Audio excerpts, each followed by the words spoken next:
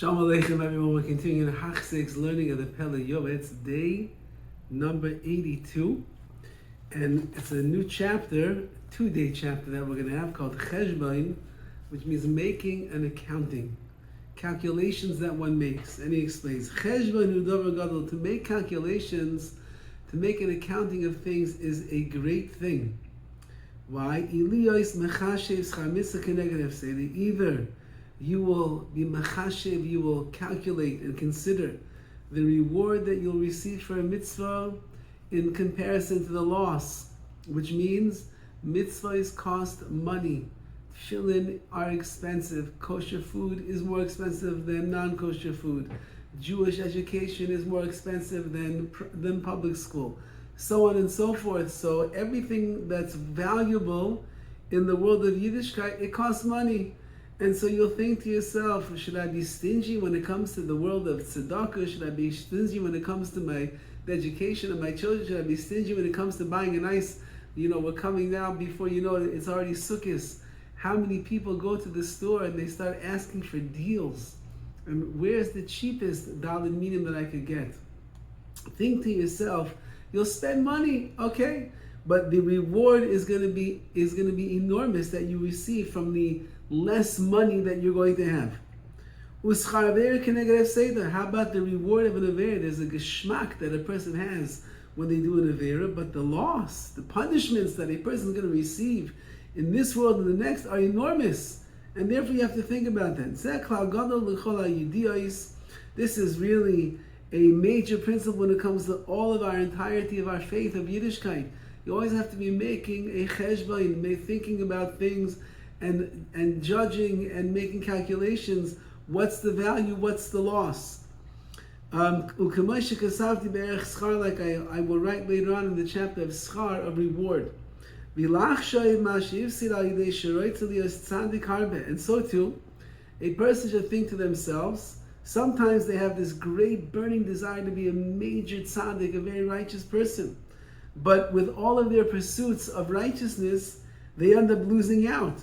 As we'll see, the reward is counterbalanced by the hefsed, by the loss that they incur. Like I'm going to write later on in another chapter called Erich, called the value, which means, let's say that a person is learning Torah late at night, and he says, you know what, if I just keep learning and learning and learning, I'll know more, I'll be a bigger Talmid Chacham, I'll understand the sugi better. And he learns and he learns and he learns, and he learns till the wee hours in the morning, and then he can't wake up for Shacharis. Or he wakes up for Shacharis and he falls asleep. Or he goes to Shacharis and then he comes home and he falls asleep and he comes late to work, he comes late to his learning seder, whatever it might be. So what did you gain? You learned at night till the wee hours in the morning to be a tzaddik. But at the end of the day, you didn't daven the next day, or you did daven but it was a bad davening, or you davened but you fell asleep. All the different things. So don't push even too much in that area. You have to do everything. All of your dealings have to be b'mishpat, they have to be with justice. Sometimes the nullifying of the Torah, that's what it's going to allow it to endure. So it's midnight, and you need to get a good night's sleep. So you'll close the Gemara, you'll go to sleep, and then you wake up in the morning b'shachris like a mensch. So that's the bitula. You might call it the nullification or the holding back from the learning, but it's for your benefit because that's how you'll be mekayim, that's how you keep the Torah properly. And even things in this world, the matters of the physical world, material world. Making an accounting is very good. You should be making cheshbonos, calculations and the like when it comes to your business. On everything that you do, how you interact with people in this world.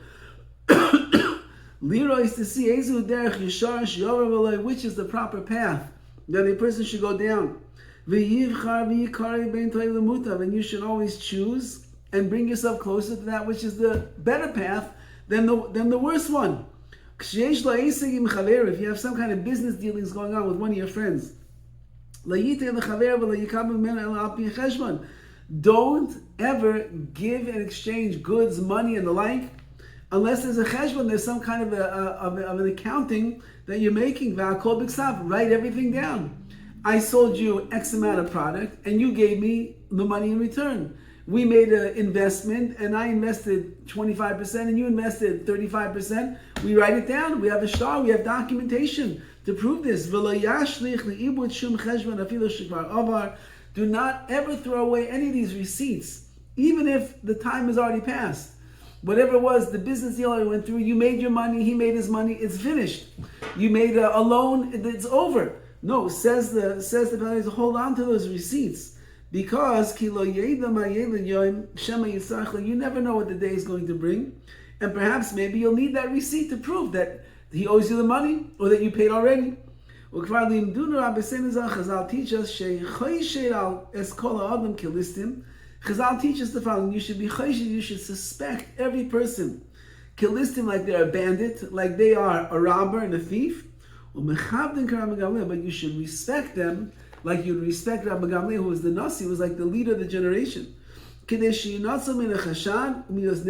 order that he should spare himself from suspecting others of being thieves, or that he himself should not be suspected by others of being a thief, which means just be smart, be street smart, pay attention, says the Pele Yoetz, and therefore you have to always be making these cheshbonos to make sure that you're not doing things in the wrong way. People are taking advantage of you, or you're taking advantage of others.